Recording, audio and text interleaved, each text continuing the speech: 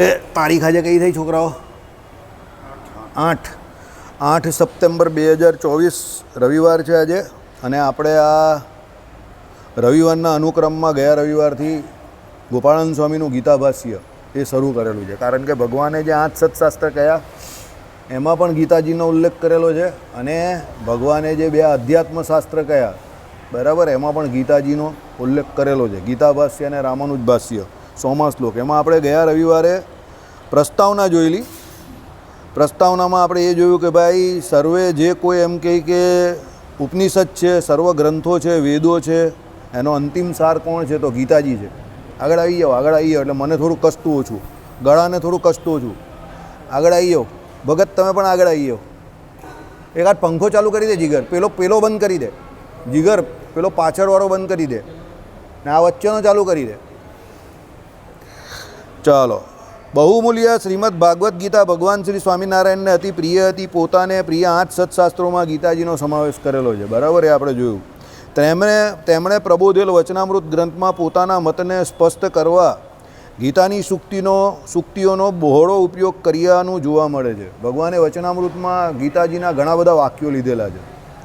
તમે જોવું તો પ્રથમનું 64મું વચનામૃત, લોયાનું 7મું વચનામૃત, જેટલા પણ તત્વજ્ઞાનના જેટલા પણ અધ્યાયો છે વચનામૃતમાં, એટલે એ વચનામૃતો કે આ ટોપિક અમુક, એમાં ભગવાને ગીતાજીનો ઘણા બધા શ્લોકો જે છે લીધા છે અને એની ટીકા કરેલી છે. અને ટીકા જે છે વચનામૃતની જે નીચે ટીકા આવે એ ટીકાની અંદર ગીતાજીના શ્લોકો ટાંકેલા છે. એટલે ગીતાજી જે ગ્રંથ જે છે તે તત્વજ્ઞાનમાં ઉત્તમ ગ્રંથ છે. બરાબર. જ્યારે ભગવાને આત્મા અને પરમાત્મા સંબંધી ચર્ચા કરેલી છે અને માયાની ચર્ચા કરેલી છે, 3 તત્વોની, ત્યારે ભગવાને ગીતાજીના શ્લોકનો ઉલ્લેખ કરેલો છે. જ્યારે ભગવાને સત્વ, રજ અને તમ એ 3 ગુણની વાત કરેલી છે ત્યારે ગીતાજીના શ્લોકને ટાંકેલા છે. અને હું આજે પણ તમને કહું છું, જે વ્યક્તિ જીવનમાં ગીતાજીનો અભ્યાસ કરે, સમજજો, એ વ્યક્તિ કોઈ દિવસ પલાયનવાદી ન થાય. ગીતાજી તમને આધ્યાત્મિક બનાવે છે, પણ ગીતાજી તમને તમારા કર્મથી મુક્ત થવાનું નથી કહેતી. મુક્ત એટલે ભાગવાનું નહીં કહેતી. કર્મ કરીને મુક્ત તમે થાઓ એ શીખવાડે છે. સમજો, નિષ્કામ કર્મયોગ જે છે એ ગીતાજી શીખવાડે છે. એ પેલો રણછોડ ચાચર છે ને, મેં એને છેલ્લે એક જ વાત કહી, હું એકચ્યુઅલી તો દુનિયાની જમ્બો જે છે ને માથાકૂટ, એનાથી કંટાળી ગયો જ ને, એટલે આ બધું છોડવાની વાત કરે છે. તને એમ છે કે જ્યાં બીજે છે તારા માટે કેટવોક થઈ જશે, તને બધા શાંતિથી લે આ માળા છે ને તું ભગવાનનું ભજન કર, એવું છે, તને એવું લાગે છે. એવું થવાનું નથી. મેં કોઈ જગ્યા પર રસ્તો સરળ નથી. દરેક જગ્યા પર જીવે ફાઇટ કરવાની છે. તમે ગ્રહસ્થ હોય તો ગ્રહસ્થાશ્રમમાં, ત્યાગી બનો તો ત્યાગાશ્રમમાં, અમારી જેમ રહેવું તો અમારા જગ્યા પર, દરેક જગ્યા પર જબ્બો જે છે ને છે. અને ગીતાજી તમને એ સંઘર્ષ કરવાનું જ શીખવાડે છે, પલાયનવાદ માટે નથી. ગીતાજી તમને આત્મા પરમાત્મા સંબંધી ઉપદેશ આપે છે, પણ એમાં પણ સ્વધર્મની વાત કરેલી છે કે તમારો સહધર્મ જે છે તે તમારા માટે શ્રેષ્ઠ છે, એ તમને મોક્ષ આપનારો છે. પલાયનવાદી નથી. કોઈ મને એમ કહેતો હોય કે મને ગીતાજી સાંભળીને અતિશય વૈરાગ્ય થઈ ગયો અને પછી હું દુનિયા છોડીને બધું છોડીને ચાલ્યો ગયો જંગલમાં, તો એ ખોટી વાત છે. ગીતાજી તમને દુનિયામાં રહીને ભગવાનનું ભજન કેવી રીતે થાય એ શીખવાડે છે. તમને ગીતાજીમાં એવું કોઈ જગ્યા પર ભગવાને નહીં કહ્યું કે બધું છોડીને ભાગી જાઓ. સમજો, ગીતાજીમાં એક પણ વખત હિન્દુ શબ્દનો પ્રયોગ નથી કર્યો. આ ગીતાજી જે છે તે હિન્દુઓ માટે છે એવો કોઈ જગ્યા પર પ્રયોગ નથી. ગીતાજી ગ્રંથ જે છે તે આખી પૃથ્વી પર જે વ્યક્તિ, જેટલા પણ જીવ છે બધા માટે સર્વજીવ હિતાવહ છે. જે એનો અભ્યાસ કરે બધા માટે શ્રેષ્ઠ ગ્રંથ છે. પણ ગીતાજીમાં એક જ વસ્તુ છે કે તમને જો એ બરાબર સમજણ પડે, ધ મોસ્ટ કન્વિન્સિંગ, અને જો સમજણ ન પડે તો ધ મોસ્ટ કન્ફ્યુઝિંગ. કારણ કે એમાં ભગવાને ચેપ્ટર વાઇઝ વાત કરેલી છે. એટલે જો તમે ચેપ્ટર વાઇઝ તમારી જાતને રિનોવેટ કરીને પાછું ન સમજી શકો તો તમને થાય એક જ ભગવાન અલગ અલગ જગ્યા પર અલગ અલગ વાત કેમ કરે છે અલગ અલગ અધ્યાયમાં. પણ એ તમને સમજણ એની આવવી જોઈએ. એટલે એના માટે આપણે ત્યાં પારંપરિક જ્ઞાન જે છે એની બહુ મહિમાની વાત એમાં કરેલી છે કે ભાઈ તમારે ગુરુ પરંપરાગત રીતે જ્ઞાન મેળવવું પડે. એટલે ગીતાજી તમે ડાયરેક્ટ વાંચો ઘરે, એના કરતાં કોઈ વ્યક્તિ પાસે આવા જે ભાષ્યો હોય એને પણ તમારે સમજીને એને ઉતારવા પડે તો તમને ગીતાજીનો સાર સમજાય. ગીતાજી ગૂઢ રહસ્યવાળો ગ્રંથ છે, સરળ ગ્રંથ નથી. સમજો, તમને લાગે બહુ સરળ, પણ સરળ નથી, બહુ ગૂઢાર્થમાં છે એના વાક્યો. બરાબર, ચાલો. તેમણે સામાન્ય જનો માટે ગુજરાતી ભાષામાં અને વિદ્વત્જનો માટે સંસ્કૃત ભાષાના ગ્રંથોની રચના કરાવી. એ અનુસંધાનમાં શ્રીજી મહારાજે ગોપાળાનંદ સ્વામી પાસેથી શ્રીમદ ભાગવદ્ ગીતાનું ભાષ્ય સંસ્કૃત ભાષામાં તૈયાર કરાવડાવ્યું. આવ્યું ને, ગોપાળાનંદ સ્વામીએ ગીતાજી ઉપર અને શ્રી ભાષ્ય એટલે જે કોઈ આપણે વ્યાસસૂત્ર કહીએ એની ઉપર પણ ભાષ્ય કરેલું છે. બરાબર, પ્રસ્થાનત્રયી હતા ગોપાળાનંદ સ્વામી. ચાલો, સરળ સંસ્કૃતમાં ખૂબ વિસ્તાર અને ઊંડાણથી લખાયેલું આ ગીતા ભાષ્ય સ્વામિનારાયણ સંપ્રદાયમાં અનેરું સ્થાન ધરાવે છે. પરંતુ સંસ્કૃતના અભ્યાસથી વંચિત સામાન્ય જનો માટે આ ગીતા ભાષ્ય સમજવું મુશ્કેલ હતું. તેથી ભુજ શ્રી સ્વામિનારાયણ મંદિર દ્વારા મૂળ સંસ્કૃત શ્લોક, સંસ્કૃત ભાષ્ય અને સરળ ગુજરાતી અનુવાદ સાથે આ ગીતાશાસ્ત્ર બહોળા સત્સંગ સમુદાયને સરળ રીતે સમજાય તે માટે પ્રથમવાર પ્રકાશન કરવામાં આવી રહ્યું છે. આશા છે કે જિજ્ઞાસુને અવશ્ય ગમશે. ઝીણવટપૂર્વક સંશોધન કર્યું છે, છતાં ભાષા દોષ રહેવા પામ્યો હોય તો તે ક્ષમ્ય ગણશો. સંસ્કૃતનો ગ્રંથ છે ઓરિજિનલ ગોપાળાનંદ સ્વામીએ. બરાબર, એનું ભાષ્ય આમાં શું છે, જેટલા વિદ્વાનો હોય ને તે સંસ્કૃતની અંદર ભાષ્ય કરે. ગીતાજી હોય કે પછી બીજા જે કોઈ શાસ્ત્રો હોય એની ઉપર ટીકા પણ સંસ્કૃતમાં લખે. આપણે ત્યાં બહુ વિદ્વાનો પડેલા છે. ભારત કઈ વિદ્વાનોની જગ્યા છે. આમાં ગ્રંથો ઉપર સંસ્કૃતમાં ટીકા કરનારા લોકો છે, વિદ્વાનો. ગીતાજી ઉપર, પછી તમને કહું તો ભાષ્ય ઉપર એટલે વ્યાસસૂત્ર ઉપર, અરે ઇવન શ્રીમદ ભાગવત ઉપર પણ ભક્તરંજનની ટીકા કરેલી છે. સમજો, આપણા સંપ્રદાયમાં જ. બરાબર, એટલે ભાગવતજી ઉપર ઘણા બધા લોકોએ ઘણી બધી ટીકા કરેલી છે. શ્રીધરની ટીકા બહુ વખણાય છે, બીજા ઘણા બધાની છે. અને જેટલા લોકો આ મોટા મોટા એ થઈ ગયા ઉપનિષદ ભાષ્ય કરનારા, એ બધાએ પ્રસ્થાન ચતુષ્થેય જ હોય ઘણા બધા એમાં. સમજો, આ બધા જેટલા મોટા આચાર્ય થઈ ગયા એ બધાની ભાગવતજીની ટીકા પણ હોય જ. એ લોકોના સંપ્રદાયમાં એ કોરિડોરની અંદર એ લોકોએ કશે સેલ્ફ બેલ્ફમાં મૂકેલી હોય અંદર. એવું ન હોય કે ન હોય. પ્રસ્થાન ત્રયી હોય તો પ્રસ્થાન ચતુષ્થેય પણ હોય જ. સમજો, પણ હવે એમાં ગીતા ભાષ્ય, ભાગવત ભાષ્ય ટોપિક એવો છે ને કે બહુ અઘરો ટોપિક છે. ભાગવતજીને સમજવું આમ જ અઘરું પડે તો ભાષ્ય જે કરનારો એ વ્યક્તિની વિદવત્તા કયા લેવલની હોય. હવે એને સમજાવવો જ કેટલો અઘરો છે. ને 10 ને 15 દિવસની આપણે ત્યાં કથા ચાલતી હોય તો એમાં કેટલું સમજાવી શકે પેલો વક્તા પણ. વક્તા ગમે એટલો હોશિયાર હોય, એની પાસે એટલો સમય તો હોવો જોઈએ ને કે સામેવાળા શ્રોતાઓને સમજાવી શકે. સમજો, પણ આ તો કોઈ જગ્યા પર વિદ્વાનોની સભા ચાલતી હોય અને શ્રોતા અને વક્તા બેઉ વિદ્વાન હોય, ત્યારે આવા કોઈ મોટા પુરુષ હોય રામાનુજાચાર્ય જેવા, કે આપણે ત્યાં શ્રીજી મહારાજમાં ગોપાળાનંદ સ્વામી જેવા કે મુક્તાનંદ સ્વામી જેવા, ને એવાનું કોઈનું ભાષ્ય કરેલું કંઈ હાથમાં આવી જાય અને પછી પેલા લોકો વર્ષો સુધી રોજ અનુક્રમમાં એ કથા કરતા હોય તો પછી સાંભળનારાને પણ મજા આવે, સંભળાવનારાને પણ મજા આવે. સમજો, બરાબર. અમુક જગ્યા પર અમુક શાસ્ત્રો રોજ ચાલે છે અને 10-10 વર્ષ સુધી, 20-20 વર્ષ સુધી ચાલે છે. રોજ ચાલે છે અત્યારે પણ. બરાબર, એટલે શું હોય, સુરતમાં રામાયણ રોજ ચાલે વર્ષોથી અને આખો મહિનો ચાલે, કોઈ અટકવાનું નહીં એવું જગ્યા પણ છે. શ્રીમદ ભાગવદ્ ગીતાની ગુજરાતી અનુવાદ કાર્ય માટે ભગવદીય રવિભાઈ પેથાણીએ સેવા કરી છે. સાથે સંતોએ અનુવાદ કાર્યનું પરામર્શ કરી યથા યોગ્ય સુધારા સૂચવી અનુવાદ સરળ અને સાર્થક બનાવવામાં દાખલો કર્યો છે. આ પ્રકાશનમાં જેમણે પોતાનો સમય અને પુરુષાર્થ રેડ્યો છે તે સૌના ઉપર શ્રી સ્વામિનારાયણ ભગવાન તથા શ્રી નંદનારાયણ દેવની કૃપા આશીર્વાદ ઉતરે એવી પ્રાર્થના. લિખતીન મહંત સદગુરુ પુરાણી સ્વામી શ્રી ધર્મનંદન દાસજી ભુજ. બરાબર, હવે શ્રીમદ ભાગવત ગીતા ભાષ્યમ એની ગીતાજીની આ પૂર્વ ભૂમિકા તમને કહેવામાં આવે છે. કોઈ પણ શાસ્ત્ર હોય એની પહેલાં પ્રસ્તાવના હોય અને પછી એની પૂર્વ ભૂમિકા દ્વારા તમને ખબર પડે કે શાસ્ત્રમાં શું આવશે. વિશ્વના તત્વજ્ઞાનીઓએ જેને માનવીના અત્યાર સુધીના ચિંતનમાં પરાકાષ્ઠ સમાન ગણાવ્યા છે એવા ઉપનિષદો ભારતીય સંસ્કૃતિનો ભવ્ય વારસો છે. હું તમને કહું ને, સમજવા જો સૌથી વધારે ગૂઢ હોય ને તો એ ઉપનિષદો છે. સમજજો, ઉપનિષદો એટલે વેદાંત, વેદનો અંત જે કહ્યો ને તે. ઉપનિષદોમાં જે કોઈ સ્ટેટમેન્ટ આપેલા છે, સમજો, જે એટલે જે શ્લોક છે કે સ્ટેટમેન્ટ છે એ બધા બહુ ગૂઢાર્થમાં છે. આમ તમે જોવા જાઓ તો વ્યાસજીએ જે સૂત્રો લખેલા છે તે પણ બહુ ગૂઢાર્થમાં છે. સમજો, હવે વ્યાસજીએ એમ લખી દીધું અથા તો બ્રહ્મ જિજ્ઞાસુ. હવે આમાં શું સમજ પડે? જેને બ્રહ્મને જાણવાની ઈચ્છા થઈ છે તે આનું ગુજરાતી થાય. આમાં શું સમજણ પડી તમને? બોલો. રસ્તે ચાલતો કોઈ પણ એમ કહે કે બ્રહ્મને જાણવાની જિજ્ઞાસા થઈ છે, તો એમાં શું પણ એનાથી શું મતલબ, શું એમાં સાર શું નીકળો? બરાબર. પછી મોટા પુરુષ જે છે ને એની પર ટીકા કરે ને, અને પછી આપણા જેવા જે કોઈ હોય તેનો અભ્યાસ કરે ત્યારે ખબર પડે કે 228 પાનાની ટીકા તો ખાલી રામાનુજાચાર્યએ કરેલી છે અથા તો બ્રહ્મ જિજ્ઞાસા ઉપર. સમજી ગયા કે અથા તો બ્રહ્મ જિજ્ઞાસા એટલે જેને બ્રહ્મને જાણવાની જિજ્ઞાસા થઈ તે, કે ઈચ્છા થઈ છે તે, જે કયો હોય તે. બરાબર. હવે આની ઉપર બધા મોટા આચાર્યોએ ટીકા કરેલી છે.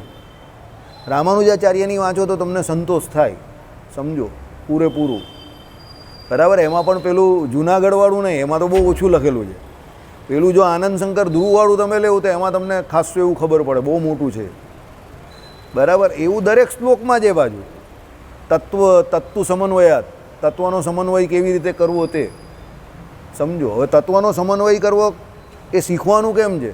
તો ભાઈ તમે તત્વનો સમન્વય કરતાં શીખો તો તમને જગતની રચના અને આ બધું ખબર પડે, અને પછી તમને જગત જે છે એના પ્રત્યે વૈરાગ્ય થાય, અને તમારી ભગવાનને વિશે જે એમ કહે કે ભક્તિ જે છે તે નિશ્ચળ આમને આમ ચાલે. એટલે તત્વ સમન્વયાત. આહાર શુદ્ધ સત્વ શુદ્ધિ, સત્વ શુદ્ધ ધ્રુવા સ્મૃતિ. ભાઈ તમારો આહાર શુદ્ધ રહેશે તો તમારું સત્વ એટલે અંતઃકરણ જે છે તે શુદ્ધ રહેશે. શુદ્ધ રહેશે તો શું? તો પરમાત્માને વિશે તમારી અખંડ સ્મૃતિ રહેશે. હવે આહાર બાજુ આપણે એટલે એવું જ માનીએ આહાર એટલે એકલું ઝાપટવાનું. આહાર એટલે એકલો આહાર એ નથી, દરેક ઇન્દ્રિયોનો આહાર. આંખે કરીને જોવું, કાને કરીને સાંભળવું, નાકે કરીને સૂંઘવું. બરાબર. એટલે તમે કઈ જગ્યા પર જાઓ છો એની પણ તમારા જે અંતઃકરણ પર અસર થાય છે. સમજો. તમે કેવા વ્યક્તિને મળો છો એની પણ તમારા અંતઃકરણ પર અસર થાય છે, કારણ કે એ બધો તમારો આહાર છે, વન ટાઈપ ઓફ. એટલે સંતો મહાપુરુષો શું કહે કે સાધુ પુરુષોને મળવું, દયાળુ માણસને મળવું, ભગવાનનું ભજન કરતા હોય એવાને મળવું, જેનું જીવન અતિશય સાત્વિક હોય એવાને મળવું, રાજસી વ્યક્તિ હોય, તોફાની વ્યક્તિ હોય, દરેક બાબતમાં મારફાડવાળા વ્યક્તિ હોય, ગાળાગાળી કરતા હોય, અભક્ષ્ય ખાતા હોય, અપેય પીતા હોય, તેવા વ્યક્તિઓને મળવું નહીં, કારણ કે એની પણ તમારા અંતઃકરણ પર એક અસર થાય છે. તો જેને આધ્યાત્મિક જીવન જીવવું છે, જેને ભગવત પરાયણ જીવન જીવવું છે, તેને આ બધા લોકોથી દૂર રહેવું. સમજો. 30 વર્ષ પહેલાં અમને લોકોને જ તમે લોકો જોવ તો 30 વર્ષ પહેલાં અમારી જે ઉઠક બેઠક હતી આ બધા ખતરનાક માણસો જોડે જ હતી. સમજો. બરાબર. આજથી 30 વર્ષ પહેલાં સમજો, તમારા જેટલી ઉંમરમાં. હવે અત્યારે અમે એમાંથી 0.5% લોકોને પણ નહીં મળતા. 0.5%, 1% પણ નહીં, 0.5% લોકોને પણ આખા દિવસમાં નહીં મળતા છેલ્લા 20-22 વર્ષથી. તો 20 વર્ષ તો પાક્કા માનો ને, 2006 પછી તો પાક્કું, એટલે 18-20 વર્ષથી તો એવા 0.5% લોકોને પણ અમે નહીં મળતા. કેમ? કંઈ જરૂર નથી, તો શું કામ મળીએ? બરાબર. અને હકીકત તમને કહું છું, એનાથી ઘણો બધો બહુ મોટો ફરક પડે છે, તમને લાગે એવું. એટલે કેશુ સ્વામી પણ કહેતા હતા કે સુધા શાંત વ્યક્તિ હોય, જેને શાસ્ત્રો સમજવામાં પણ રસ હોય, સમજાવવામાં પણ રસ હોય, અને જેને જગતનું હિત કરવામાં રસ છે. સમજો. એવું નહીં કે એનું પોતાનું કે તમારું એકલાનું, જેને આખા જગતનું હિત કરવાનો રસ છે, એવા સાધુ પુરુષને મળવું. તો એનાથી તમારું અંતઃકરણ જે છે તે અતિશય શુદ્ધ થશે. જેને પોતે જ આખી દુનિયામાં બધું સાબિત કરવું છે, એ પોતે પોતાનામાં જ ઉલઝેલો છે કે હું આમ બતાવી દઉં, તેમ બતાવી દઉં, આ કરી નાખું, પેલું કરી નાખું. એટલે એ હજુ ઓછપમાં રહે છે. જે પોતે પોતાની જાતને અધૂરી સમજે છે કે ઓછપમાં છે, એ તમને કોઈ દિવસ પૂર્ણતાનો ભાસ કે આભાસ કે પૂર્ણતા વિશે તમને કંઈ કદાચ એ કહી શકશે, પણ પૂર્ણતા સુધી તમને પહોંચાડી ન શકે, પૂર્ણ તત્વ સુધી. પણ જે પોતે પૂર્ણને ભજે છે અને જેને પૂર્ણતાનો એ ભાન છે, કે જે પોતે પોતાને પૂર્ણને ભજીને પૂર્ણતાનો અનુભવ કરી રહેલો છે, સમજો, એવા વ્યક્તિ પાસે બેસો તો તમને પણ પૂર્ણતાનો અનુભવ થાય. બરાબર. સામાન્ય પેરાસિટામોલની ગોળી છે, તાવ આવે તો આપવાની આવે. બરાબર.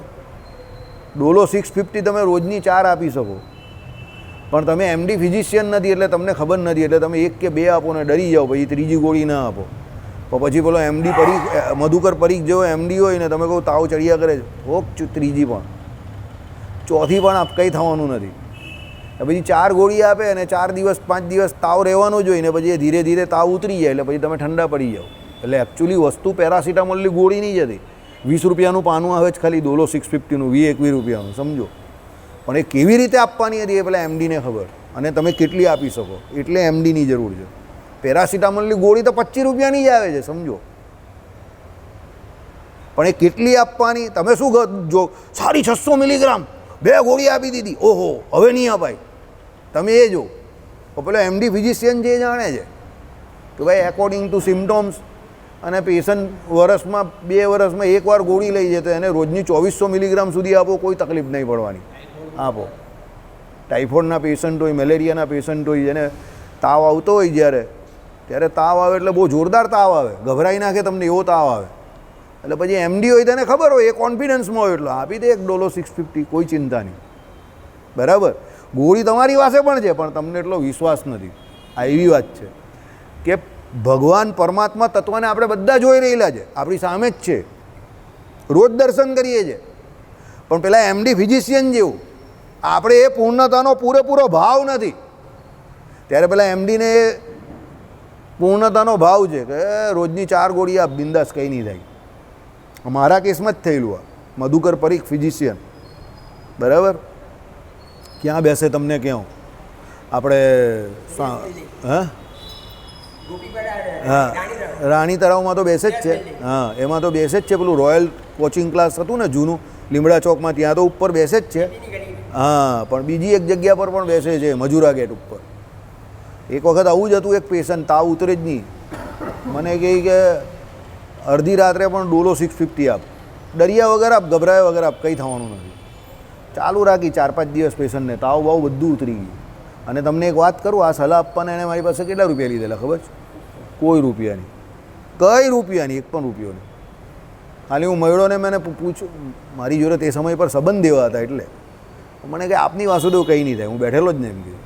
એનો કેસ પણ નહીં હતો તો પણ, એ ડૉક્ટરનો એ કેસ પણ નહીં હતો તો પણ એને મને સલાહ આપી. ત્યારે મને ખબર પડી, ખબર તો એ જ આપણે કે એમડી ફિઝિશિયન શું વસ્તુ છે, એમ આઈડિયા આવી ગયો. એમાં આમાં આવું છે, સમજો, શાસ્ત્રોમાં બધું લખેલું જ છે. ભગવાનની મૂર્તિ આપણી સામે જ છે, આપણે રોજ એના દર્શન કરીએ છીએ, પણ જે પૂર્ણતાનો ભાવ પેલા ભગવત ભક્તને છે એ પૂર્ણતાનો ભાવ આપણે થતો નથી, એટલે આપણે માયાની અંદર રોજ કંઈ ને કંઈ માથાકૂટ કર્યા કરીએ છીએ. અને સૌથી મોટી મગજમારી શું છે ખબર? આપણે ઘણી વખત તો ભગવાનની ઓથ લઈને ભગવાનના કાર્યની અંદર માયાને ઘુસાડીએ છીએ.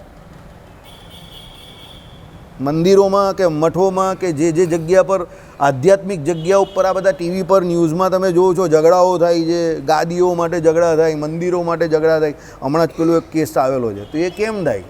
આધ્યાત્મમાં ઘૂસી ગયેલી માયા, એમાં મારા પણ ઘૂસી ગયું, એટલે આ બધું થાય, સમજો. એટલે કહેવાનું તાત્પર્ય શું છે? આ બધી જગ્યા પર પૂર્ણતાનો અભાવ. જ્યાં સુધી તમે જેને ભજો છો એને તમે પૂર્ણ માનતા નથી, અને પૂર્ણતાનો અનુભવ તમને નહીં થતો જ્યાં સુધી, ત્યાં સુધી તમે બીજાને ન કરાવી શકો. હું તમને ચોખા આપી દઉં, શાકભાજી આપી દઉં, મસાલા આપી દઉં, એ ગ્રેડ ચોખા આપો 250 રૂપિયા કિલોવાળા પંજાબના, અને પછી હું તમને રેસીપી વગર એવું કહું, ચોખ્ખું ઘી પણ આપું, આની મસ્ત બિરયાની બનાવ્યા કે પુલાવ બનાવ્યા, ચાલો તમે યુટ્યુબમાં જોઈને બનાવવાની કોશિશ કરશો પણ તમને એનો અનુભવ નથી, તો 100% ગેરંટેડ કે તમે કંઈ ને કંઈ ગડબડ કરશો જ. કેમ? તમને એનો અનુભવ નથી. અને બીજો એક એક્સપિરિયન્સ વ્યક્તિ જે શેફ છે, એનું ભણીને આવેલો છે શેફ, અને તમે એને ખાલી વસ્તુ કેવું, કદાચ 2 વસ્તુ ઓછી હશે ને તો પણ એ ચલાવી લેશે, પણ એ સારામાં સારો એમાં પુલાવ બનાવી દેશે. કેમ? એને ખબર છે કે આમાં સારું બની જ જાય, એને એ એટલી વસ્તુમાં પૂર્ણતાનો ભાવ છે, કારણ કે એને એ એક્સપિરિયન્સ કરેલું છે, એને એનો અનુભવ છે, સમજો.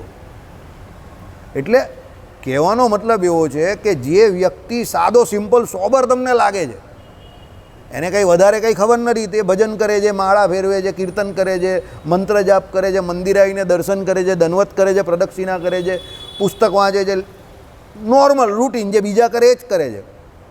તમને એવું લાગે કે આ પણ બધા આપણે કરીએ એવું જ કરે છે ને, પણ એ એવું નથી હોતું ભાઈ. એને જેટલો પૂર્ણતાનો અનુભવ છે એટલો તમને નથી ને, એટલે તમે માર ખાઈ જાઓ. પેલો તમારે જેવું કરે છે, પણ તમે જે નહીં એ તમે જે કરો છો એવું ઘણું એવું હશે કે એ નહીં કરતો હશે, સમજો. એટલા માટે એ મહાન છે, કે એટલા માટે એ વ્યક્તિ એવો છે કે જે સેવવા યોગ્ય છે. ભગવાને જે વચનામૃતમાં કહ્યું ને કે એવા સાધુને સેવવા, એટલા માટે સેવવાનું કહ્યું. જો હવે આ સામે દ્વારકાધીશનું આપણે ઉદાહરણ ચાલે છે સચ્ચિદાનંદ સ્વામીનું, તો દ્વારકાધીશ પોતે આવી જશે, કહી દેશે. હવે એ સચ્ચિદાનંદ સ્વામીએ પહેલાં જે કંઈ દુઃખ સહન કર્યું, શારીરિક કે માનસિક ત્રાસ જે સહન કર્યો, ને સચ્ચિદાનંદ સ્વામીને મહારાજે મોકલા, તો કેમ મોકલા? સંતો તો હતા ઘણા બધા, તો સચ્ચિદાનંદ સ્વામીને કેમ મોકલા? એની કેપેસિટી જોઈને, માર ખાવાની કેપેસિટી સમજો. દરેક વ્યક્તિની કેપેસિટી અલગ અલગ હોય. આઈડિયા આવી ગયો? અમારે ત્યાં ઝુમરૂની જેમ પિસ્તોલ ફોલવાની હોય ને, છેલ્લે કોઈથી કંઈ નહીં થાય એટલે મા બાપા અને એમાં નિલેશ કહે આને મોકલી દો, એટલે ધનાધર ત્યાં જઈને ગોળીબાર ચાલુ. કાં પેલો અહીંયા આવી જશે કે આ કામ પૂરું થઈ જશે, પણ નિવેડો આવી જશે આજે. કેમ? બધા માણસ અલગ અલગ ક્ષેત્રમાં એવો અનુભવ હોય એના, સમજો. અને જ્યાં સમજાવત પટાવતથી કામ કરવાનું હોય ધીલે, ત્યાં બધા જાય ને કરે એવું, પણ પછી છેલ્લે એવું જ કરવાનું હોય કે હવે જઈને ત્યાં ગોળી જ મારવાની છે, તો પછી એ લોકો કહે કે હવે સમજી જા તું તારા હિસાબે. આઈડિયા આવી ગયો તમને? કહેવાનું તાત્પર્ય શું છે? ભગવાનને ભજીએ છીએ આપણે, બધી વાત સાચી. ભગવાન તો પૂર્ણ છે, આપણે એ પૂર્ણતાનો અનુભવ નહીં થતો, કે આપણે એનો ભાવ નહીં આવતો, એટલે આપણે જગતની અંદર સુખ શોધવા જઈએ છીએ. જગતમાં સુખ નથી. જગતમાં સુખ હોય તો ચિત્રકેતુ રાજા 1 કરોડ સ્ત્રીને છોડીને ભગવાનનું ભજન કરવા કેમ ગયા હોય? રાજા ભરત અજનાબ ખંડના રાજા હતા, તે આખા અજનાબ ખંડનું રાજપાટ છોડીને ક્યાં ગયા? ભજન કરવા ગયા. એ પછીની વાત છે કે ભાઈ મૃગલીને વિશે એમને આસક્તિ થઈ, એ આખી અલગ મેટર છે, પણ એ છોડીને ગયા તો ખરા ને, સમજો. બરાબર. અશોકભાઈ પાસે કોઈ એવો વ્યક્તિ નથી કે જેને છોડવાનો, બધા એને છોડવા તૈયાર છે. તો પણ એને કોને છોડવાનું એ એને જ નહીં ખબર કે મારે કોને છોડવાનું, પણ એને એ ખબર નથી કે કોને છોડવાનું, એને પણ નહીં છોડી શકતા. એટલે કોઈએ ને કોઈએ બાંધેલા છે એમને, સમજો. એ કહે છે છોડવાનું પણ છોડતા નથી, એટલે છૂટતું નથી, એનો મતલબ એવો થયો. પેલો રણછોડ ચાચર, બરાબર, એ પણ આજે સવારે એ જ ગીત ગાતો હતો. અરે મેં કહું કે છોડીને કંઈ ફાયદો જ નથી. છોડવાનું અંદરથી છે, બહારથી છોડીને કંઈ ફાયદો નથી. બહારથી છોડો તમે ગમે એટલું છોડો, પણ અંદર ત્યાગ કે વૈરાગ્ય ન હોય તો પાછા એ તાંતણા તો જોડાયેલા જ છે એની જોડે. આ તમને ગીતાજી શીખવે, સમજો. ગીતાજી શું કહે છે? પલાયનવાદી ન બનો, ભાગી ન જાઓ, ત્યાં ઊભા રહો, ડટીને ઊભા રહો, એનો મુકાબલો કરો અને તમે તમારો ધ્યેય જે છે તે સિદ્ધ કરો. આ ગીતાજી શીખવે, બરાબર. એટલે ઊભા રહેવાનું છે, ડટીને એનો મુકાબલો કરવાનો છે, ભાગી નહીં જવાનું, બરાબર. ભાગો તો તમે એટલા માટે, જો મંદિરે જેટલા લોકો આવે ને પૂછે કંઈ નહીં મંદિરે જ બેસું, પછી તમે એનો આખો ક્રોસ ચેક મારશો ને તો એ કેમ મંદિરે બેસતો હશે? એને ભજન કરવું છે એટલે મંદિરે બેસતો હશે તો વેરી ગુડ, પણ એ પર્સન્ટેજ બહુ ઓછા છે. એ મંદિરે બેસે એટલા માટે છે કે એને દુનિયા જોડે જે હાંક ઝીલવાની છે એ નહીં ઝીલી શકતો, એટલે આવીને મંદિર બેસીને માળા ફેરવ્યા કરે છે. એટલે એના ભાગનું કામ છે તે કોને માથે નાખે છે? ભગવાનના માથે નાખે છે. આઈડિયા આવી ગયો? મને ઘણા લોકો કહે હવે કામ નહીં કરું, હવે તો આમ ચાલ્યા જવું, હવે તો મંદિરે જ બેસું જ. હવે એ એટલા માટે કહે છે કે એને હાંક નહીં ઝીલવી. તો એ જો તારે કામ નહીં કરવું હતું એ તો પછી પહેલેથી છે ને નાળિયેર લઈને સામેવાળાના ઘરે ઉછાળતા ઉછાળતા જવાય નહીં. નાળિયેર લઈને ઉછાળતા ઉછાળતા ગયા એટલે સમજી ગયા ને તમે? હા, તો ત્યારે તમારો વૈરાગ્ય કાં ચાલ્યો ગયેલો?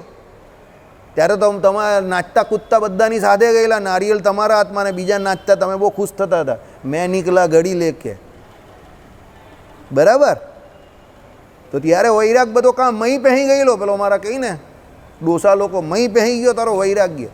પછી એકદમ દુનિયા જોડે તમે હાકની ઝીલી થઈ ગયા, એટલે હવે વૈરાગ્ય થઈ ગયો. એટલે તમે શું પલાયનવાદી, એટલે કંટાળીને થાકીને તમને લાગ્યું દુનિયામાં બધા જ ગાળ દે છે, આપણું કોઈ ઉપજતું નથી, અહીંયા આવીને મૂર્તિ સામે આવીને માળા ફેરવવા માંડો. એ પલાયનવાદ છે. This is not done. એ વૈરાગ્ય નથી. વૈરાગ્ય કોને છે એ સમજો તમે, કે જે પહેલાં ધર્મનું પાલન કરે છે, આત્મા પરમાત્મા સંબંધી જ્ઞાન જે છે એને મેળવે છે, અને પછી એ જ્ઞાન મેળવ્યા પછી એને જગત જે છે એ અસાર દેખાય અને વૈરાગ્ય જે છે તેને અંદરથી ઉપજે, અને પછી એ ભગવાનમાં તેલ ધારાવત સ્મૃતિ રાખવા માટે ભક્તિ કરે છે.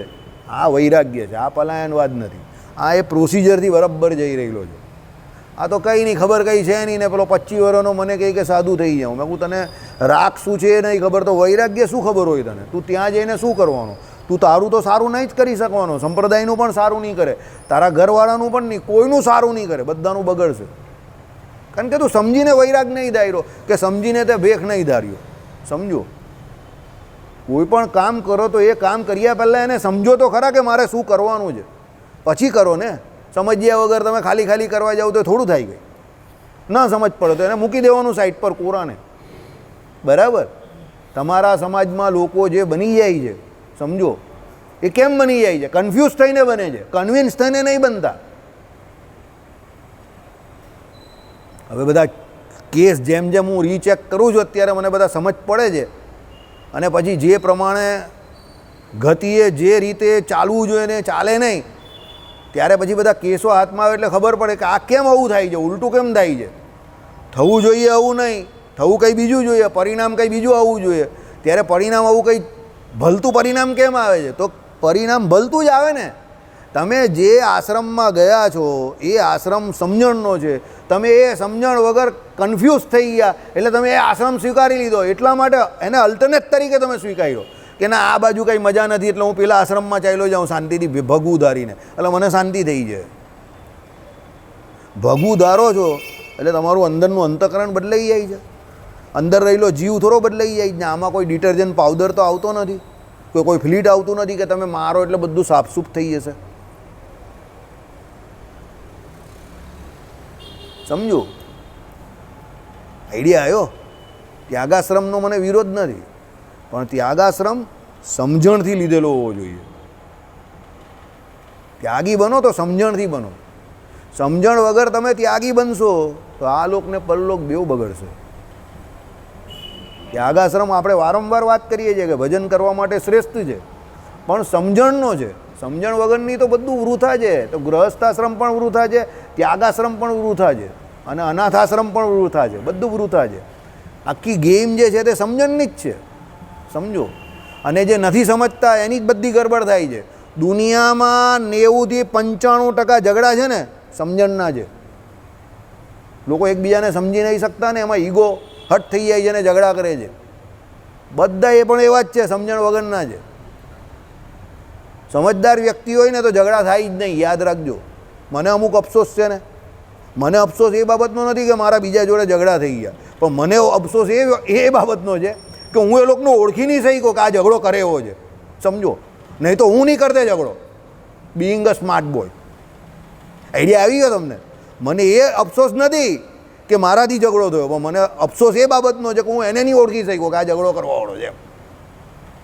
શીખાય એવી રીતે ભૂતકાળમાં તમે જોવો અને ભૂતકાળને વાગોળો એટલે તમને એક્સપિરિયન્સ જ બધું શીખવાડે, તમારો અનુભવ તમને શીખવાડે. બરાબર? ગીતાજીમાં આવા ઘણા બધા અનુભવ છે, બેઠા ભગવાને આપેલા છે. શીખશું આપણે આવી રીતે. ગીતાજી શાંતિથી વાગોળીને ચલાવવાનો ગ્રંથ છે, ભગાવવાનું કંઈ નહીં. બરાબર?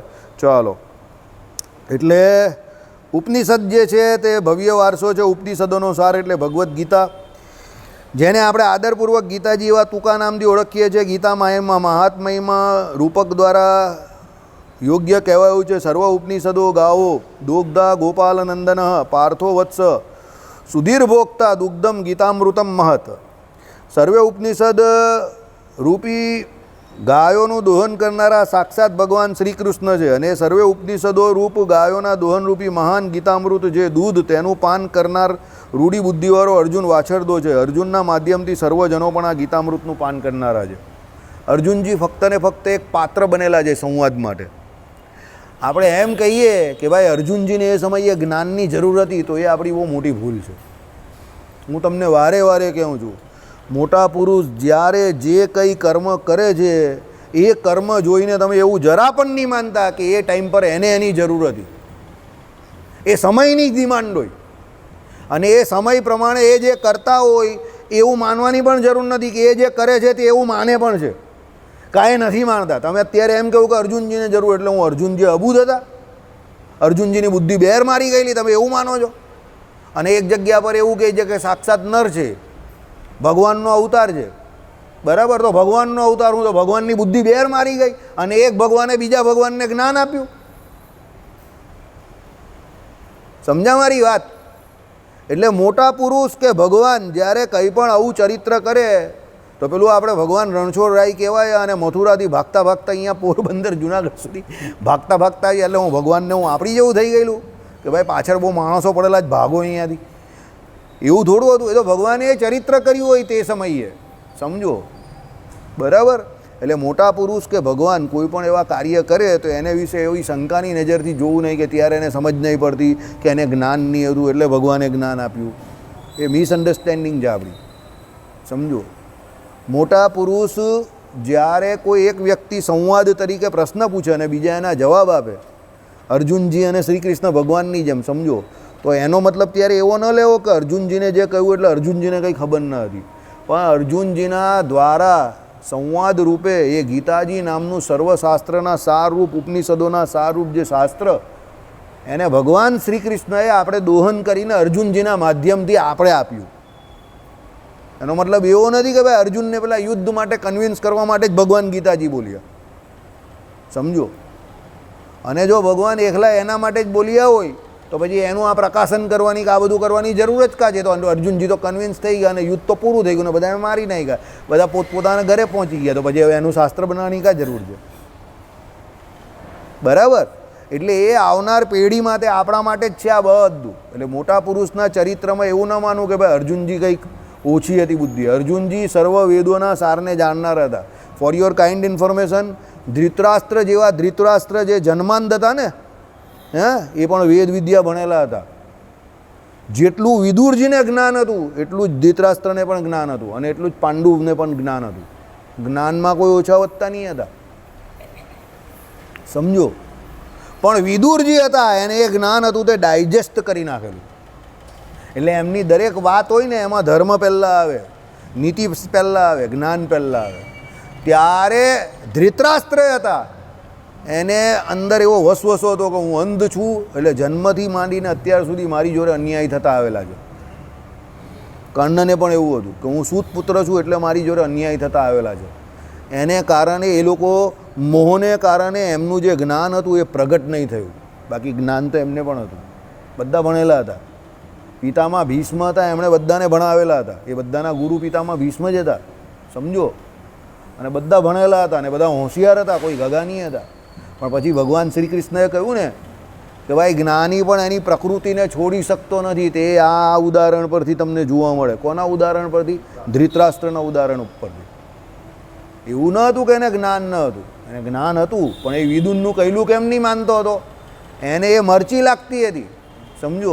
અત્યારે પણ આપણે નથી જોતા, વિદ્વાન તો બહુ હોય, ખબર તો બધી બહુ હોય, પણ તમે એની વિરોધની કંઈ પણ વાત શાસ્ત્રોક્ત પણ કરશો અને મરચી લાગી જાય તરત જ. એ સ્વીકારશે જ નહીં. કેમ? એ એની પ્રકૃતિ પ્રમાણે જ વર્તે. પણ ત્યારે આપણે એક વસ્તુ શીખવાની છે. શું? કે ભગવાને જ કહ્યું છે કે એની પ્રકૃતિ પ્રમાણે વર્તવાનું, તો તમારે વધારે માથાકૂટ નહીં કરવાની. પકડો મત, જાને દો. બરાબર? એટલે પ્રકૃતિ પ્રમાણે જ બધા વર્તે છે. એમ કંઈ પુસ્તક વાંચવાથી ને શાસ્ત્રો વાંચવાથી બધા જો સુધરી જતા હોય, આખી દુનિયામાં કેટલી વખત મહાભારત આવી ગયા, કેટલી વખત રામાયણ આવી ગયા, કેટલી બધી કથાના પારાયણ થઈ ગયા, ભાગવતજીના પારાયણ થઈ ગયા, તો કેટલા લોકો સુધરી ગયા. હવે એનો મતલબ એવો નથી કે કોઈ સુધરતું જ નથી, સમજો. આ મંદિરમાં કેટલા બધા લોકો આવે છે, 5 મંદિરમાં કેટલા બધા કરુ પાંડે પણ આવે છે. એટલે મંદિર બંધ કરી દેવાનું? તમારે સુધરવું હોય તો જ તમે સુધરો. ધ સ્ટુડન્ટ, યાદ રાખજો, અરે the teacher never teaches but the student learns. આ યાદ રાખજો. જે ગુરુ છે એ કંઈ ભણાવતા નથી. કંઈ ભણાવતા નથી એટલે એનો અહીંયા અલંકારિત ભાષામાં એવો અર્થ કરવો કે એ બધાને એક સરખું ભણાવે છે. ભણાવતા નથી એટલે કંઈ નથી ભણાવે એવું નહીં, પણ ગુરુ ભણાવે તો છે, પણ બધાને એક સરખું ભણાવે છે. પણ એનાથી વધારે મહત્ત્વનું શું છે? પેલો વિદ્યાર્થી એને ગ્રહણ કેટલું કરે છે ને કેવી રીતે કરે છે. એટલે ગુરુનું મહાત્મય તો છે જ પૂરેપૂરું, પણ પેલા વિદ્યાર્થીનું પણ મહાત્મય છે. એટલે હું તમને વારે વારે કહું છું કે આચાર્ય દ્રોણના શ્રેષ્ઠ શિષ્યોમાં સૌથી વધારે નામ કોનું? તો અર્જુનજીનું. કેમ? ભણેલા તો બધા એમની પાસે, પાંડવો કૌરવો બધા એની પાસે જ ભણેલા, પણ અર્જુનજી જેવો શ્રેષ્ઠ કોઈ સ્ટુડન્ટ નહીં. કેમ? એણે આચાર્ય દ્રોણ પાસે જે કંઈ લેવાનું હતું તે બધું લઈ લીધું. બાકી આચાર્ય દ્રોણને થોડું એવું હતું કે એકને ખોર ને એકને ગોળ, બધાને જ બરાબર ભણાવતા હોય. તો સમજજો. એટલે આપણે ક્યાંથી શું લેવું છે એની પર આધાર છે. મંદિરે બધા આવે છે રોજ 5,000 10,000 માણસ, પણ કેટલા વ્યક્તિ અહીંયાથી શું લેવું છે, કેટલા સુધરવું છે, કેટલા ભગવાનના માર્ગમાં આગળ વધવું છે, કેટલી એને મુમુક્ષુતા છે, એની પર એના સુધરવાનો ને એના બગડવાનો આધાર છે. મંદિર સામાન્ય કારણ છે અને એની પોતાની વૃત્તિ એ વિશેષ કારણ છે કે એને પોતે કેટલું આ લાઈનમાં આગળ વધવું છે, કે એને કેટલા સુધરવું છે. મંદિર તો ઘણા બધા આવે છે, પણ મંદિર આવે તે બધા સારા માણસ થોડા છે, અને મંદિર આવે તે બધા ખરાબ માણસ પણ નથી. સમજો, મેં તમને ન વાત કરી કે એવા ઘણા બધા મંડળો મંદિરમાંથી જ શરૂ થયેલા છે અને ચાલે છે બહાર, કે જ્યાં લોકો એકબીજાના પૈસા વાપરે છે અને છેલ્લે પૈસા વાપરતા હું શું છેલ્લે થાય તો બૂચ વાગે, એટલે મંડળ બંધ થઈ જાય એને બૂચ લાગે. અને એવા પણ ઘણા લોકો છે કે જે ગરીબોની સેવા કરે છે, બીજી કોઈની સેવા કરે છે, મંડળો ચાલે છે, બીજું જે કહ્યું હોય તો બધું ચાલે જ ને, વર્ષો સુધી ચાલે જ ને, એમાં કંઈ નહીં થતું. કહેવાનો મતલબ શું છે? જે જગ્યા પર સ્વાર્થી વ્યક્તિ પોતાના સ્વાર્થ માટે કામ કરે ત્યાં આ બધી ચોરી લૂંટફાટ બધું થાય, પણ જે જગ્યા પર કોઈ પણ વ્યક્તિઓ એને ભગવાનને રાજી કરવા માટે જ કરતા હોય તો ત્યાં કંઈ નહીં થાય, વર્ષો સુધી એમને એમ જ ચાલે. દાનત તમારી ખોટી હોય ને તો 1000 રૂપિયાનો પણ વ્યવહાર હોય તો એમાં ગરબડ થાય, ને દાનત સારી હોય તો લાખોનો વેપાર થાય તો પણ કંઈ નહીં થાય. અને દાનત ચોખ્ખી છે તમારી. સમજી ગયા? હવે શિક્ષાપત્રીમાં જે કહ્યું કે ચોરી ન કરવી તે તો બધા સત્સંગી માટેની આજ્ઞા છે ને. એટલે ભગવાને તો ટીચર તરીકે સમજાવી દીધું કે ભાઈ ચોરી ન કરવાની, તો બધા શિષ્યોએ એને એક સરખી રીતે ગ્રહણ કરવું જોઈએ ને. તો બધા કેમ ગ્રહણ નહીં કરતા? ચોરી કરવાવાળા ચોરી કરે જ છે આજે પણ. મંદિરે આવે તિલક ચાલ્લો કરીને પણ કરે છે. અને ઘણા એવા જે તિલક ચાલ્લો નહીં કરતા, પેલો એને સલાહ આપવા જાય પાછો તિલક ચાલ્લો, તો તિલક ચાલ્લો નહીં કરતો, અરે તારા કરતાં સારો છે, ચોરી તો નહીં કરતો પણ. સમજો, બરાબર? તિલક ચાલ્લો કરવો જરૂરી છે, ના નહીં પાડતો હું. શરમાવું ના જોઈએ કોઈ. કંઠી પહેરવી જરૂરી છે, ના નહીં પાડતો. છાપ લેવી પણ જરૂરી છે, પણ ચોરી ન કરવી પણ એટલી જ જરૂરી છે. વિશ્વાસઘાત ન કરવો એ પણ એનાથી વધારે જરૂરી છે, કારણ કે આ બધા બહુ મોટા પાપ છે. સમજો, બરાબર? પછી તમે મોટા મોટા તિલક ચાલ્લા કરીને ફરો અને ગામના બૂચ મારો, એ બહુ ખોટી વાત છે. બરાબર? પછી સત્સંગી થવાનો કોઈ મતલબ નથી. પછી પેલો કંઈ અમે તો બહુ પાક્કા સત્સંગી, કોઈના માટલાનું પાણી નહીં પીતા ને વર્ણાશ્રમનો ધર્મ પણ પાડીએ છીએ, હોટલમાં નહીં ખાતા, ઘરમાં જ ખાઈએ છીએ. અરે તું ઘરમાં ખાઈ એટલે જ તારી બુદ્ધિ ખરાબ છે. પછી તો એવું થયું ને. સમજો, કારણ કે તારા ઘરનું પાણી જ એવું છે કે તને ચોરી કરતા શીખવાડે છે. પેલો હોટલનું ખાય છે, પાછો કે કરદાકી કઈ રીતે કરે? એ તો બહારનું ખાય છે, પણ એ ચોરી કરે છે. તો પછી એ બહારનું ખાય તો પણ એનું અંતકરણ ભ્રષ્ટ નહીં થતું. એટલે એનો મતલબ શું થયો? મક્કમ માણસ છે. હું એમ નહીં કહેતો કે બહારનું ખાવું જોઈએ, સમજજો પાછા, નહીં તો પાછા લોકો એને ખોટી રીતે જ લેશે. પણ એણે જે એનો નિયમ બનાવેલો છે કે મારે ચોરી નહીં કરવી, તો એ બહારનું ખાય છે, તો એ તારા પૈસાથી તો બહારનું નહીં ખાતો ને. એ એને ઇન્ડિવિજ્યુઅલી લાગે છે ને, એ એનું બગાડી રહેલો જ બહારનું ખાઈને. સમજો, પણ તું તો બીજાનું બગાડી રહેલો છે. તો બીજાનું બગાડે તો વધારે મોટો દોષ છે ને. આઈડિયા આવ્યો? હા, ચોરી કરવી એ તો પંચ વર્તમાન લોપમાં, બહારનું ખાવું બી વર્તમાનમાં આવે જ છે, કોઈનું ન ખાવું, બરાબર? પણ એમાં એનું એ પોતે બગાડે છે, પણ પેલો તો બીજાનું પણ બગાડે છે. બરાબર? એટલે દરેક આજ્ઞા પોતપોતાને હિસાબે સર્વોપરી છે. પણ આપણે શું કરીએ છીએ? આપણી પ્રકૃતિને અનુરૂપ જે આજ્ઞા હોય એને સર્વોપરી કંઈ બતાવીએ કે આ આજ્ઞા સર્વોપરી ભગવાનની. આ તો બધાએ માનવી જ પડે. એટલે અમુક વિસ્તારના માણસ હોય, અમુક જગ્યા પર જતા માણસ હોય, એ તમે જોજો કાયમ આચાર વિચારની ગોળ ગોળ પટ્ટી ફેરવ્યા કરતા હોય. આના ઘરનું પાણી નહીં પીવાય, આનું આ નહીં ખવાય, પેલું નહીં ખવાય, ફલાણું નહીં થાય, ઢીમકું નહીં થાય. અને પછી ત્યાં જઈને તમારે મહિનો 2 મહિનો જાઓ તો મગજ ફાટી જાય. એટલા મોટા હજારો ને લાખો રૂપિયાના વ્યવહાર ચાલતા હોય. તમે જો કે આટલા બધા વ્યવહારમાં આ લોકો સપડાયેલા છે, તો ભજન કાં કરતા હશે? પણ એ લોકોનો વ્યવહાર જ ભજન હોય. પછી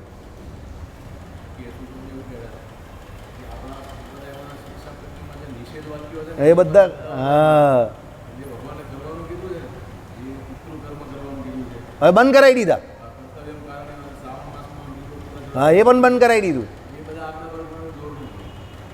એ બધું બંધ કરાવી દીધું કે સ્વામિનારાયણ સર્વોપરી એટલે તમારે શિવજી માટે બિલીપત્ર ચડાવવાના તે નહીં કરવાનું, કંઈ નહીં કામ, એની જરૂર નથી. શ્રાદ્ધ પક્ષ તો એ કંઈ કામનો નથી. અરે લોકો ઘરમાં મા બાપ મરી જાય તો પણ 10 દિવસ શ્રાદ્ધ કરવાની ના પાડે, એટલે સૂતક પાડવાની, સોરી. બરાબર, તમારા જે કોઈ માતા પિતા કે તમારા જે ગુરુજનો એટલે વડીલજનો જે કંઈ ગયા આ લોક છોડીને પરલોકમાં, એનું તમારી ઉપર પિતૃઋણ છે, તો એ તમારે કરવું જ જોઈએ, સમજો. બરાબર, વર્ષમાં એકવાર શ્રાદ્ધ કરવાનું આવે. હવે આવશે ભાદરવા મહિનામાં, તો એક દિવસ તમારા ઘરે બ્રાહ્મણને બોલાવીને 2-3 હજારનો ખર્ચો થાય તે કરીને શ્રાદ્ધ કરાવી દેવું. બરાબર, એ પિતૃઋણ છે તમારી ઉપર. અને એ ભગવાને કહ્યું છે. હકીકતમાં તો કેટલા બધા શ્રાદ્ધ આવે છે, 15 દિવસના આવે છે, અઠવાડિયાના આવે છે, મહિનાના આવે છે, 3 મહિનાના આવે છે, 6 માસિક આવે છે, વર્ષના આવે છે, કેટલા બધા શ્રાદ્ધ આવે છે. અરે ભાઈ, એમાંથી એક તો કરાવતું. પણ એમાં પણ લોકો નહીં સ્વામિનારાયણના સત્સંગી એટલે હવે શ્રાદ્ધ કરવાની કોઈ જરૂર નથી. અરે એવું કાં કહ્યું? એવું કોણે કહ્યું કે નહીં કરવાની જરૂર શ્રાદ્ધ કરવાની? કોણે ના પાડી તમને? સમજો. એટલે સર્વોપરી આજ્ઞા કઈ? જે અમે માનીએ તે, અમારી પ્રકૃતિના અનુસાર આવે તે. બાકી ભગવાને તો બધી આજ્ઞા સર્વોપરી જ કરી છે પોતાના હિસાબે, સમજો. ભગવાનની દરેક. પછી પેલો એક ભાઈ મને કહે તમારા સુરતીઓ ઘરમાં ગાર બોલે, એટલે બહાર ગાર બોલાય? બહાર ગાળ બોલાય ખરી? અરે ગાળ ક્યારેય નહીં બોલવાની, ભગવાને એવું કહ્યું. હવે એમાં સુરતી કા આવી ગયો ને કાઠિયાવાડી કા આવી ગયો? હવે તું એમાં ગાંઠિયા ખા કે જલેબી ખા કે ખમણ ખા, પણ ગાળ તો નહીં જ બોલાય ને. નક્કી વાત છે, બહાર પણ નહીં બોલાય ને અંદર પણ નહીં બોલાય. એમ ચોરી નહીં કરવાની તો કોઈ જ નહીં કરવાની. ત્યાગી હોય ને, ત્યાગીને તો જરૂર જ નથી પૈસાની, તો ચોરી કરવાનો સવાલ જ નહીં પેદા થતો. અને ગૃહી હોય તો એને કાં ચોરી કરવાની છૂટ આપી છે? પેલો કંઈ વેપારમાં થોડું થોડું કરવું પડે, નહીં તો વેપાર કેવી રીતે થાય? વેપારમાં ચોરી કરવાની કઈ કયા શાસ્ત્રમાં આજ્ઞા આપી? મને એ તો બતાવો કે વેપારમાં ચોરી કરવાની આજ્ઞા આપી હોય. અરે વેપાર તો ગ્રહસ્થે જ કરવાનો છે, વણજ વેપાર વૈશ્ય વર્ણના. બરાબર, તો એના માટે જે વર્તમાન પંચવર્તમાનમાં આવે છે કે ચોરી ન કર નિકાઉગી, મેઇન આજ્ઞા તો એને જ લાગે છે. ત્યાગીને તો બિચારાને જે હકીકતમાં એનામાં શું આવે? ધોતિયા આવે ને લોટા આવે ને પેલા એ આવે, શું આવે એમાં? ચોરી કરવા જેવું આવે શું? જે હકીકતમાં ત્યાગી જેની પાસે ચોરી કરવાનું શું આવે? 2 ધોતિયા આવે એની પાસે, ને એક પેલો એનો લંગોટનો સામાન હોય, ને પેલો જે કંઈ એના દોડિયા કમંડળિયા જે હોય તે આવે. હવે એમાં હું ચોરી કરીને પેલો કરવાનો? મકા ચોરી કરીને કંઈ કરોડપતિ અબજપતિ થઈ જવાનો? ચોરી કોણ કરે હકીકતમાં? વેપાર ધંધા કરે એ કરે ને. તો ચોરી કરવાની નથી તો કોણે નહીં કરવાની? ગ્રહસ્થ જે એને જ નહીં કરવાની. તો પેલો કંઈ વેપારમાં તો થોડું થોડું કરવું પડે. અરે થોડું થોડું કરવાનું તને કોણા બાપે કહ્યું?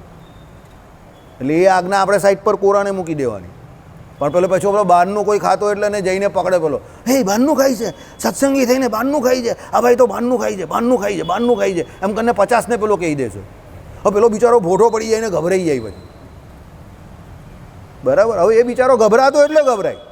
બરાબર, હવે કોઈ ખતરનાક માણસ મળી જાય તે પછી કે આ ભાઈ તો ચોરી કરે છે, હવે એવું કહી દઈ તો 100માંથી 80 માણસનું આપણે ત્યાં ખરું પડે. ખાલી તીર મારે તો પણ ખરું પડે, એવી હાલત છે. ખાલી તીર મારે, પેલો નથી ઓળખતો તો પણ એમ કહે કે આ ચોરી કરે છે, તો 80 જણ જય સ્વામિનારાયણ ઢીલા પડી જાય.